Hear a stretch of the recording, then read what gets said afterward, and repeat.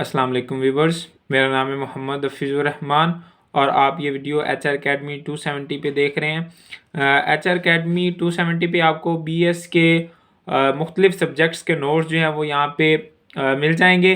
तो आपने सबसे पहला जो काम करना है वो चैनल को सब्सक्राइब कर लेना है ताकि आपको तमाम सब्जेक्ट्स के जो नोट्स हैं वो वक्त पर मिलते रहें। ठीक है, तो आज हम GC यूनिवर्सिटी के जो आउटलाइन आती है पाक स्टडी की उसको जो है फॉलो करते हुए उसका फर्स्ट लेक्चर रिकॉर्ड कर रहे हैं। तो सो ऑन इंशाल्लाह मैं तमाम टॉपिक्स पे जो है वो वीडियोस बनाऊंगा और आपसे भी उम्मीद करता हूं कि आप अच्छा रिस्पांस करेंगे और मैं भी इंशाल्लाह वक्त के साथ साथ इसको जो है वो कंप्लीट कर लूँगा। तो फर्स्ट टॉपिक जो हमारा है वो है regeneration of Muslim society in subcontinent और causes of decline of Muslim in subcontinent. तो उसको मैं दो हिस्सों में कर रहा हूँ। ठीक है, regeneration of Muslim society in सब कॉन्टिनेंट ये अलहदा से क्वेश्चन आते हैं और कॉजेज ऑफ डाउनफॉल जो है वो अलहदा से आता है। ठीक है, तो कॉजेज ऑफ डाउनफॉल हम नेक्स्ट वीडियो में देखेंगे, लेकिन इस वीडियो के अंदर हम regeneration of Muslim society in सब कॉन्टिनेंट देखने जा रहे हैं। तो शुरू करते हैं। औज़ुबिल्लाहिमिनश्शैतानिर्रजीम, बिस्मिल्लाहिर्रहमानिर्रहीम। Regeneration of Muslim society in subcontinent, इसका मतलब समझे पहले तो टॉपिक जो है वो क्या कह कह रहा है हमसे। ठीक है, वो कह रहा है कि बड़े सगीर के अंदर मुसलमान जो है वो मुसलमान सोसाइटी जो बनी वो किस तरह से बनी। ठीक है, उसकी जनरेशन यानी जनरेशन जैसे कहते हैं नस्ल को, तो सोसाइटी वो कह रहा है कि किस तरह से जो है वो सब कॉन्टिनेंट के अंदर मुसलमानों की बनी। तो हम शुरू से हिस्ट्री कुछ इसकी देखते हैं। तो उम्मीद है कि आपको ये वीडियो जो है वो पसंद आएगी। इंतहाई आसान अल्फाज में मैंने लिखा है नोट्स को और इंतहाई इजी वे में और एक तरतीब के साथ। ठीक है, तो आपने ध्यान से पूरा लेक्चर सुनना है और आपको एंड पे जो है वो इंशाल्लाह इस सारे टॉपिक की समझ होगी कि क्या चीज़ है ये। ठीक है, तो इसकी शुरुआत होती है सब कॉन्टिनेंट में मुस्लिम सोसाइटी बनने की अरब ट्रेडर्स से। ठीक है, अरब ट्रेडर्स जो अरब के जो ताजर थे ना वो आते थे यहाँ पे तिजारत करने, जिसकी वजह से जो है वो यहाँ पे सोसाइटी डेवलप होना शुरू हो गई। इसको थोड़ा सा हम पढ़ते हैं आगे तफसील में भी थोड़ा सा। तो फिलहाल मैं आपको बता देता हूँ मेन पॉइंट इसके। पहला ये है कि अरब ट्रेडर्स का रूल है। ठीक है, बहुत अहम रोल इन्होंने भी अदा किया सोसाइटी बनाने में। उसके बाद है कंक्वेस्ट ऑफ सिंध। सिंध फतह जो है ना, सिंध की जो फतह है जो मोहम्मद बिन कासिम ने की थी वो भी बहुत अहमियत रखती है। और उसके बाद हम मुस्लिम जो हमारे कनकर्स हैं, मुस्लिम फातेह हैं, उनका भी रोल जो है जो इसमें किरदार है सोसाइटी मुस्लिम सोसाइटी बनाने में सब कॉन्टिनेंट के अंदर, उसको भी देखेंगे। उसके बाद जो थर्ड बात है वो है rule of Muslim Sufis. Muslim Sufis का जो रूल है ना, जो उलमा कराम थे उस वक्त, जो सूफिया कराम थे, उनका जो किरदार है ना वो भी हम जो है वो इस के अंदर पढ़ेंगे। इन तीनों चीज़ों का हम जो है वो पढ़ेंगे और हमारा जी जो टॉपिक है regeneration of Muslim society in सब कॉन्टिनेंट वो कंप्लीट हो जाएगा। ठीक है, तो अरब ट्रेडर्स ने किस तरह से रूल अदा किया तो देखते हैं। यहाँ पे देखें, इंतहाई आसान अल्फाज में मैंने लिखा है in the start of 18th century. 18th century के शुरुआत में, अब 18th सेंचुरी क्या होती है, ये 18th सेंचुरी जो है वो 701 से 799 तक। ठीक है, यानी जो हम कहेंगे ना, अगर फ़र्ज़ करें 711 में, जैसे 712 में सिंध जो है वो फतह हुआ था, तो ये तब की जो है वो मैंने चीज़ें ली हैं और इससे पीछे की हिस्ट्री को ज़्यादा मैंने नहीं यानी कवर किया। तो 18th सेंचुरी और उससे 100 की चीज़ें मैंने ली हैं। ठीक है, तो 18th सेंचुरी से हम अगर शुरू करते हैं तो तब क्या हुआ कि इसी के शुरुआत में यानी 705 704 में शुरू में ही, ठीक है, Arab traders use to come in subcontinent for trading purposes. Then they preached the knowledge about Islam among the local people of subcontinent. इसका क्या मतलब है सारे पैराग्राफ का, वो ये कह रहा है कि ना 18th सेंचुरी के शुरू में ही ना अरब ताजर जो थे वो आना शुरू हो गए बड़े सगीर के अंदर तिजारत के लिए। ठीक है, तिजारत के मकसद के लिए। देन दे प्रीच्ड, और उन्होंने क्या किया, नॉलेज इल्म देना शुरू कर दिया अबाउट इस्लाम, इस्लाम के मुतल्लिक। ठीक है, अमंग द लोकल पीपल, जो वहाँ के लोकल पीपल होते थे उनको। ठीक है, ऑफ सब कॉन्टिनेंट, जो बड़े सगीर के थे। ठीक हो गया, बात की समझ आई है। फिर many people accepted Islam after knowing the facts about Islam, और इस तरीके के साथ बहुत सारे लोगों ने जो है वो इस्लाम कबूल किया, इस्लाम की सच्चाइयों को देखते हुए। ठीक है, तो ये उम्मीद है कि अरब ट्रेडर्स यानी जो अरब ताजिर थे ना, क्योंकि वो मुसलमान होते थे तो वो यहाँ पे तिजारत करने के लिए आते और जो है वो तबलीग करते, जिसको हम अपने अल्फाज में कहते हैं। ठीक है, तो उस वजह से जो बहुत सारे लोग हैं वो मुसलमान हुए। इससे भी जो है वो मुस्लिम सोसाइटी में एक जो है रीजनरेशन यानी आप कह लें मुस्लिम सोसाइटी बनने का अमल है जो वो शुरू होता है। ठीक है, तो अरब ट्रेडर्स हो गया। अब हम इससे नेक्स्ट पढ़ते हैं कि सिंध की फतह और दूसरे मुसलमानों की फतह ने किस तरह से जो है वो इस्लाम को फैलाया बरे सगीर के अंदर या सोसाइटी को बढ़ाया। ठीक है, तो दूसरा जो पॉइंट है हमारा पास वो है conquest of Sindh and rule of Muslim conquerors. ठीक है, तो देखें सिक्स उमैयद खलीफा वलीद बिन अब्दुल मलिक, जैसे हम उर्दू में पढ़ते हैं, ठीक है, sent the ship to Hajjaj bin Yusuf. ये एक स्टोरी है थोड़ी सी जो सिंध की फतह की जो वजह बनी। ठीक है, कि इस तरफ के इलाकों को मुसलमानों ने फतह करना शुरू किया, ये उसके पीछे की एक छोटी सी वजह है। ठीक है, एक छोटी सी स्टोरी है, सॉरी एक छोटी सी स्टोरी है, वो आप देख लें, इंतहाई आसान अल्फाज में मैंने लिखी है। क्या हुआ कि जो छठे बनु उमैया के जो थे ना खलीफा वलीद बिन अब्दुल मलिक, उन्होंने क्या किया था, उन्होंने एक शिप भेजी हजाज बिन यूसुफ को। ठीक है, और ये हजाज बिन यूसुफ जो है ये जनरल था ईरान का। तो उसके बाद in that ship widows and, इसमें इस शिप के अंदर ना यतीम थे। ठीक है, जो फर्ज करें कोई शहदा के आप कह लें कि घर वाले इस तरह से। ठीक है, उसके बच्चे हो गए, उनकी बीवियां हो गई, इस तरह के लोग थे। ठीक है, तो वो शिप के अंदर थे और इस शिप को ना हिंदुओं ने लूट लिया था। ये नेक्स्ट पेज में चलता हूँ और इसको मजीद एक्सप्लेन करता हूँ। ठीक है, देखिए यहाँ पे orphans were present of the martyrs, यानी शोहदा के जो है वो ऑर्फन्स थे। ठीक हो गया, जो जैसे आप कह लें कि जिनके माँ बाप नहीं होते ऑर्फन्स उनको कहते हैं। ठीक है, that ship was looted by the Hindu pirates, pirates कहते हैं डाकुओं को। ठीक है, वो जो समुद्री डाकू होते हैं। एट द दिबाल पोर्ट, दिबाल पोर्ट जो अभी तकरीबन जो है वो कराची के नज़दीक है। ठीक है, तो है ना, तो वो इस पोर्ट जो है ना, ये पोर्ट बहुत अहमियत रखती थी। ये जो बंदरगाह थी ना देबल की, देबल इसको पढ़ो दिबाल, अगर देबल है ये, ठीक है, उर्दू में अगर लिखें तो ये देबल की जो बंदरगाह थी ना वो बहुत अहमियत रखती थी। वहाँ से जो है वो तिजारती जो सामान होता था वो भी गुजरता था। उनको भी जो हिंदू होते थे पायरेट्स जो समुद्री डाकू, वो उनको लूट लेते थे। ठीक है, और अब ये शिप का मसला बना। ठीक है, तो इसमें जो है ना द हिंदू किंग राजा दाहर वो डायरेक्टली इन्वॉल्व था इसके अंदर, इस काम के अंदर, इस लूट के अंदर। ठीक है, but he refuse for acceptance, पर उसने जो है वो ये बात मानने से इनकार कर दिया। ठीक हो गया, उसके बाद है हजाज बिन यूसुफ जो था उसने सेंट मोहम्मद बिन कासिम, ये मोहम्मद बिन कासिम जो है ये हजाज बिन यूसुफ ने भेजा था बरे सगीर के अंदर। ठीक है, इन 712 AD 712 में। ठीक हो गया, और इसने क्या किया, ही रेस्क्यूड ऑल द प्रिजनर्स, जितने भी उन्होंने कैदी बनाए थे उनको बचाया। ठीक है, एंड डिफीटेड राजा दाहर इन बैटल, और जंग के अंदर राजा दाहर को, यानी पहले भी शायद पढ़ा हो कि राजा दाहर को जो है उसने जो है शिकस्त दी। ठीक हो गया, he build up an Islamic society in Sindh, इसने सिंध के अंदर जो है इस्लामिक सोसाइटी जो है उसको बिल्ड किया, तमीर किया, बनाया। ठीक है, and then marched to Multan and there he defeated Raja Gor Singh. ठीक है, और फिर ये मुल्तान की तरफ चला गया और मुल्तान को भी फतह किया और वहाँ पे इसने राजा गोर सिंह को हराया या शिकस्त दी। ठीक हो गया, उसके बाद है फिर क्या हुआ जी, हजाज बिन यूसुफ जो था ना इसकी वफात हो गई 714 AD में। ठीक है, तो ये हजाज बिन यूसुफ कौन है, जिसने मोहम्मद बिन कासिम को भेजा था।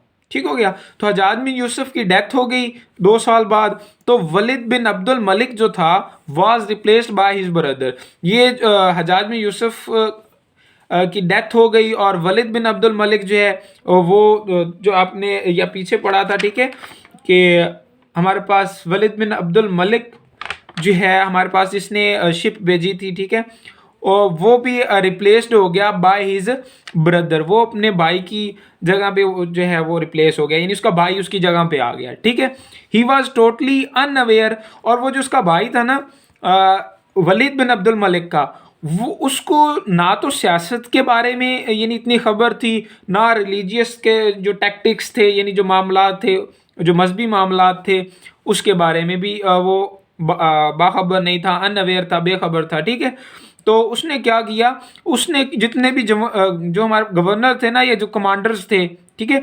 जो जैसा कि वलीद बिन अब्दुल मलिक जो है उसने भेजे हुए थे, ठीक है, जो हजाज बिन यूसुफ ने भेजे हुए थे, ये जो सारे थे जो कमांडर्स थे जो वलीद बिन अब्दुल मलिक के अंडर थे, उसने सारे के सारे जो है वो वापस बुला लिए। तो ये बात मैंने यहाँ पे लिखी है, he called back all the commanders, Muhammad bin Qasim also in there, Muhammad bin Qasim भी उसी में शामिल था। नेक्स्ट पेज पे चलते हैं। ठीक है, तो उसने क्या किया, मोहम्मद बिन कासिम को जो है वो कैद कर लिया था और उस पे जो है वो उसने तशद्दुद किया, जिसकी वजह से मोहम्मद बिन कासिम की जो है वो आप कह लें कि डेथ हो गई थी। ठीक है, उसके बाद वो डेथ जो हुई थी उस वक्त मोहम्मद बिन कासिम की जो उम्र है वो जस्ट 22 ईयर्स थी, 22 साल थी। ठीक है, और ये कहा जाता है कि मोहम्मद बिन कासिम का जो रोल है ना वो है तो बहुत छोटा लेकिन शानदार है। ठीक है, और एक बेहतरीन जो गवर्नेंस है उसके अंदर इसको शुमार किया जाता है, और ये बात मैंने यहाँ पे लिखी है, गवर्नेंस पीरियड यानी बेहतरीन गवर्नेंस पीरियड जो है इसको माना जाता है, जो एक शॉर्ट सा पीरियड था इसका। ठीक हो गया, ये आ गया rule of Umayyad destiny vanished in 750 AD। और ये 750 के अंदर उमाया जो थी ना, बनो उमैया इसको उर्दू में जो पढ़ते हैं हम, ठीक है, उमैया का जो रूल था ना, जो वो कर रहे थे, बादशाह जो कर रहे थे वो ख़त्म हो गया। बादशाह डायनेस्टी कहते हैं बादशाह को, ठीक है, जो सल्तनत होती है उसको, तो वो ख़त्म हो गई किस कब 750 में। ठीक है, और इसकी जगह ले ली अब्बासिड्स ने। ठीक है, एंड वाज सक्सीडेड बाय अब्बासिड्स। अब इसके बाद ये थोड़ा सा था कि ये सिंध के अंदर, बड़े सगीर के अंदर उस वक्त ये था ना सारा कुछ, सिंध हो गया, ये सारी चीज़ें। ठीक है, तो तब पाकिस्तान तो नहीं था ना, खैर, तो इस वजह से वो जो सारी ये बड़े सगीर के अंदर ही आता है, तो इस वजह से मैंने ये इसको ऐड किया है।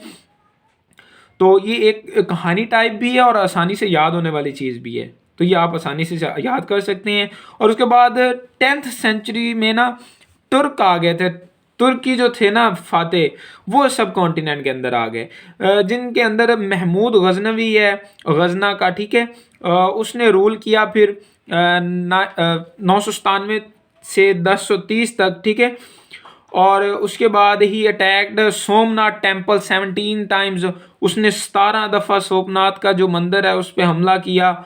और इसी पीरियड के दौरान जब ये जो है वो हमले हो रहे थे, उसी के दौरान शहाबुद्दीन मोहम्मद गौरी जो है उसने पृथ्वीराज चौहान को हराया था बैटल ऑफ तारेन में। ये तारेन जो है ना, ये बैटल जो है ये मोहम्मद गौरी और पृथ्वीराज चौहान के दरमियान लड़ी गई। ये सेकंड बैटल के अंदर जो है ये मोहम्मद गौरी ने इसको पृथ्वीराज चौहान को हराया था। ये तारेन जो है ना, ये एक जगह थी, दूसरा हमारे पास जो दिल्ली है ना उससे पीछे थी, तो दिल्ली पे उस वक्त ये पृथ्वीराज चौहान का राज था। तो दिल्ली पे जो है वो मुसलमान जो है वो राज करना चाहते थे, और इससे आगे फिर दिल्ली की सल्तनत ही शुरू होती है। ठीक है, तो फर्स्ट जो है ना, फर्स्ट अटैम्प्ट जो थी मोहम्मद गौरी की, उसमें भी वो डिफीट हो गया था, वो हार गया था, शिकस्त हुई थी उसे, क्योंकि जो राजपूत थे ना पृथ्वीराज चौहान, ये बहुत उस वक्त जो है वो ताकतवर हुआ करती थी। ठीक है, इनकी आर्मी कह लें, फौज कह लें, ठीक है, वो बहुत ताकतवर होती थी, इनके पास हाथी होते थे। ठीक है, इस तरह से तो ये बड़ी ताकतवर एक मानी जाती थी फौज उस वक्त की। तो एक दफ़ा इन्होंने हमला किया ये थर की तरफ से, ठीक है, जो अब है पाकिस्तान के अंदर, इस तरफ से दिल्ली पे हमला किया था, तो यहाँ से ये नाकाम हुए थे, ये मुल्तान से उस तरफ। ठीक है, तो ये थर के तकरीबन मैदान के अंदर ही इन्होंने जो है वो ये पहली दफ़ा जो अटैम्प्ट की, हमला किया जो, ठीक है, मोहम्मद गौरी ने पृथ्वीराज चौहान पे, उसमें भी इसको शिकस्त हुई। फिर उसके बाद इसने इधर से दूसरे जो सारे लाहौर हो गया, ये दूसरे जो इस तरफ थे इलाके, ठीक है, बड़े बड़े जो शहर थे उनको फतह किया उस वक्त के जो थे। उसके बाद इन्होंने जो है वो बाद में जो दिल्ली के नज़दीक पोर्ट थी, उस जो सॉरी पोर्ट कह रहा हूँ, जो नज़दीक था उनका जो महल वगैरह, उस पर कब्जा किया। फिर उसके बाद वहाँ से ये थोड़े मजबूत हुए। फिर तारैन और उस जो किला है और दिल्ली जो है उसके दरमियान में था, ठीक है, ये तारैन का मकाम। तो ये तारैन पे पहले एक जंग लड़ी गई 1191 में, ठीक है, 1151 में एक जंग लड़ी गई, उसमें जो है वो हार गया था मोहम्मद गौरी। और जो दूसरी जंग लड़ी गई, ठीक है, उसमें ये जो है मोहम्मद गौरी ने इसको डिफीट कर दिया था, ठीक है। ये भी एक पूरी एक स्टोरी है, इस पर हम अलहदा से वीडियो बन सकती है, लेकिन हम इसको शॉर्ट ही रखेंगे क्योंकि हमारा सिलेबस में तकरीबन कम ही आता है, ठीक है। हमने सिर्फ उसको शॉर्ट जो है वो एक्सप्लेन करना है, ठीक हो गया। तो ये मोहम्मद गौरी ने भी पृथ्वीराज चौहान को हरा दिया। तो सेकंड बैटल में, यहाँ पे आप लिख लें बेशक, सेकंड बैटल ऑफ तारैन इन 1192, ठीक है। ये मैंने दोनों लिखी थी ताकि आपको यहाँ पे जो है वो थोड़ा सा एक्सप्लेन कर सकूँ। उसके बाद 1206 में Gauri was killed during prayers, जिसमें गौरी जो है वो प्रेयर्स यानी इबादत करते हुए उसको जो है वो शहीद कर दिया गया, ठीक है। उसके बाद हमारे पास आ जाता है, फिर ये हो गया कि गौरी ने जो है ना, ये जब राजपूतों को शिकस्त दी तो दिल्ली सल्तनत कायम हो गई, ठीक है।